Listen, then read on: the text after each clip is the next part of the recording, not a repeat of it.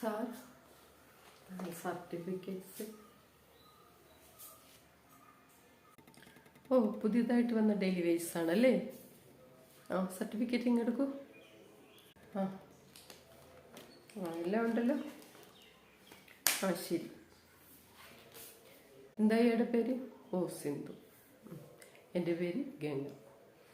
അപ്പോൾ ശരി, ഇരുന്നോളൂ. എല്ലാം പറഞ്ഞു തരാം കേട്ടോ, ജോലിയുടെ കാര്യങ്ങളൊക്കെ. അപ്പോൾ സിന്ധു, ഇപ്പോൾ സിന്ധു വന്നിട്ട് ഇപ്പം 3 ദിവസമായല്ലോ. ഇനി എല്ലാ ജോലിയും സിന്ധു ചെയ്യണം കേട്ടോ. ഞങ്ങൾ പറഞ്ഞു തന്നിട്ടുണ്ടല്ലോ, അത് ഓർമ്മിച്ച് ഫയലെല്ലാം എടുത്ത് എല്ലാ ജോലിയും സിന്ധു തന്നെ ചെയ്യണം കേട്ടോ. ഇപ്പം എൻ്റെ ജോലി ആയാലും, ഇപ്പോൾ ക്ലർക്ക് ശാന്തയുടെ ജോലി ആയാലും, ഇപ്പം പിയൂണ് രാജിയുടെ ജോലി ആയാലും എല്ലാം ഡെയിലി വേജസ് ആയതുകൊണ്ട് സിന്ധു തന്നെ ചെയ്യണം. കാരണം സിന്ധു, നീ മിഷ്യനാണല്ലോ, ഒരു മിഷ്യൻ. അപ്പോൾ നീ തന്നെ ചെയ്യണം, എല്ലാം നീ തന്നെ ചെയ്യണം.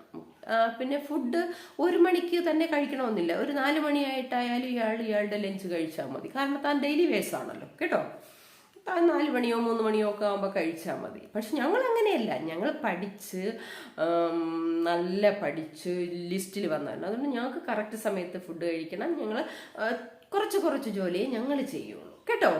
നീ അങ്ങനെയല്ല. നീ ഫുഡ് ലഞ്ച് വേണമെങ്കിൽ ഒരു 3 മണിക്ക് കഴിച്ചാൽ മതി.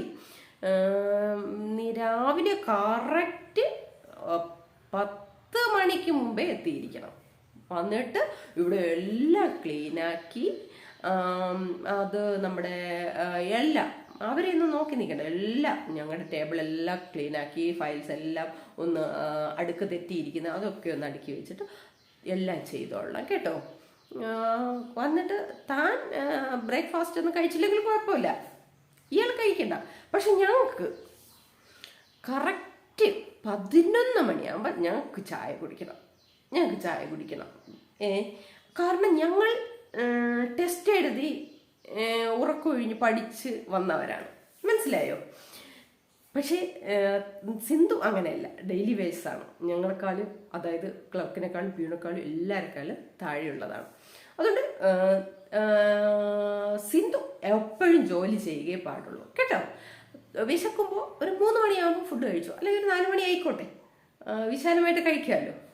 സിന്ധു, നിനക്കങ്ങനെ വിശക്കില്ല, കാരണം നീ ഡെയിലി വേജസാണ് കേട്ടോ. അപ്പോൾ ഒരു 6 മണിയാകുമ്പോൾ വീട്ടിൽ പോയാൽ മതി, ഞങ്ങളെല്ലാം പോയിട്ടേ പോകാവൂ കേട്ടോ. കാരണം നിനക്ക് അങ്ങനെ കൃത്യസമയമൊന്നുമില്ല, കാരണം നീ ഡെയിലി വേജാണല്ലോ കേട്ടോ. അതുകൊണ്ടാണ് ഞാനിങ്ങനെ ഓർമ്മിപ്പിക്കുന്നത്.